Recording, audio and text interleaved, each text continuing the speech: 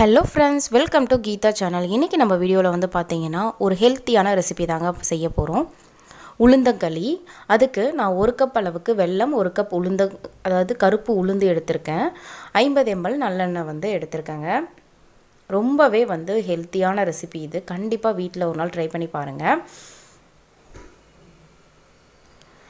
இப்போது கருப்பு உளுந்தோடு நான் வந்து 1 ஸ்பூன் அளவுக்கு பச்சை பயிர் வந்து சேர்த்துக்கிறேன். இது ரெண்டுத்தையும் நல்லா வந்து வறுத்து எடுத்துக்கலாம். எதுக்காக வறுக்கிறோன்னா உளுந்தங்களி அப்போ தான் நல்ல ஒரு வாசனையாக இருக்கும், அதுக்காக தான். இது நல்லா வறுபட்டதும் நம்ம ஒரு பிளேட்டில் வந்து ட்ரான்ஸ்ஃபர் பண்ணி ஆற வச்சிடலாங்க. அதுக்கப்புறம் மிக்ஸி ஜாரில் வந்து அரைச்சி எடுத்துக்கலாம். இப்போது அதே பேனில் 1 கப் அளவுக்கு தண்ணி ஆட் பண்ணி நம்ம வச்சுருக்க வெல்லத்தை வந்து கரைச்சி எடுத்துக்கலாம். ஏன்னா அதில் கல் தூசலாக இருக்கும், அதனால் வந்து ஃபில்டர் பண்ணுறதுக்காக இந்த ப்ராசஸ் பண்ணுறேன். நீங்கள் இது நான் வந்து பார்த்தீங்கன்னா குண்டு வெல்லம் சொல்லுவாங்களே, பெரிய வெல்லம் தான் எடுத்திருக்கேன். இதுக்கு பதிலாக கருப்பட்டி கூட சேர்த்துக்கலாம். இப்போது இது கரையிட்டும். உளுந்து நல்லா ஆறிடுச்சு. இதை வந்து நான் அரைச்சி எடுத்துகிட்டு வந்திருக்கேன். பாருங்கள், இந்த அளவுக்கு வந்து நல்லா அரைச்சி எடுத்துக்கோங்க. நிறைய கொரகொரப்பாக இருந்ததுன்னா நீங்கள் சல்லடை கூட யூஸ் பண்ணி சலித்து நீங்கள் வந்து சேர்த்துக்கலாம். ஆனால் அப்படியே சேர்க்குறது தாங்க நல்லது. இப்போது நான் வெள்ளை தண்ணியை ஃபில்டர் பண்ணி வச்சுட்டேன். உளுந்த மாவை வந்து நான் அப்படியே டைரெக்டாக வந்து வெள்ளை தண்ணியில் ஆட் பண்ணேன்னா நிறைய வந்து கட்டிகள் வரும். அதை அவாய்ட் பண்ணுறதுக்காக உளுந்த மாவை ஃபஸ்ட்டு ஒரு பவுலில் வந்து ஆட் பண்ணிக்கிறேன். இது கூட 1 கப் அளவுக்கு தண்ணியும் 1 கப் அளவுக்கு பாலும் வந்து சேர்த்துட்டு நல்லா வந்து கட்டி இல்லாத ஃபஸ்ட்டே கரைச்சிட்டு அதுக்கப்புறம் நம்ம வந்து வெள்ளை தண்ணியில் வந்து சேர்த்திங்கன்னா ஈஸியாக இருக்கும். அதுக்காக தான் நீங்கள் தண்ணியே ஆட் பண்ணாத எல்லாமே வந்து 2 கப்பும் வந்து நீங்கள் பாலில் கூட நீங்கள் கரைச்சிக்கலாம். ரொம்பவே டேஸ்ட்டாக இருக்கும்.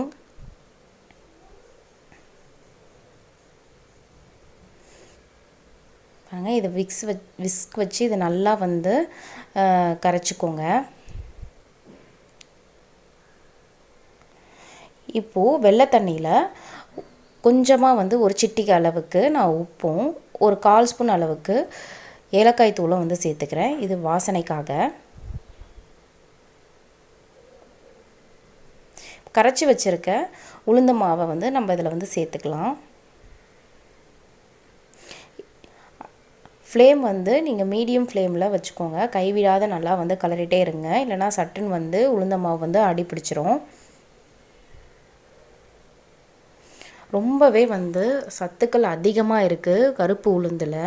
கண்டிப்பாக கருப்பு உளுந்தில் தான் இந்த களி செய்யணும். இப்போது கிட்டத்தட்ட ஒரு 5 to 6 மினிட்ஸ் கிட்ட நீங்கள் கலரிட்டே இருந்தீங்கன்னா இதை போல் நல்லா கெட்டியாயிடும். இந்த ஸ்டேஜில் வந்து பார்த்திங்கன்னா நம்ம வச்சுருக்க நல்லெண்ணெயை வந்து இதில் சேர்த்துக்கலாம். ரொம்ப நாள் வந்து ஒரு 4-5 நாள் வச்சுருந்து சாப்பிட்ணுன்னு நீங்கள் ஆசைப்பட்டீங்கன்னா நல்லெண்ணெய் இன்னும் கொஞ்சம் அதிகமாக வந்து சேர்த்துக்கோங்க. அப்போ தான் சீக்கிரமாக வந்து கெட்டு போகாது.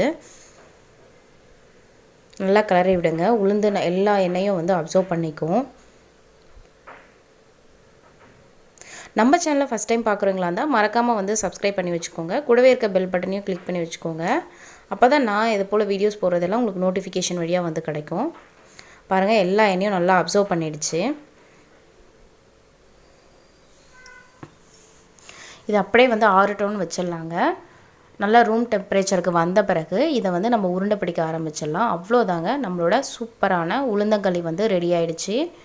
ரொம்பவே டேஸ்ட்டாக இருந்தது. கண்டிப்பாக வீட்டில் ட்ரை பண்ணி பார்த்துட்டு உங்களோட ஃபீட்பேக் வந்து எப்படி இருக்குன்ட்டு கமெண்ட்டில் வந்து சொல்லுங்கள். நான் நெய் ஆட் பண்ணி உருண்டை பிடிக்கிறேன். தேங்க்ஸ் ஃபார் வாட்சிங்.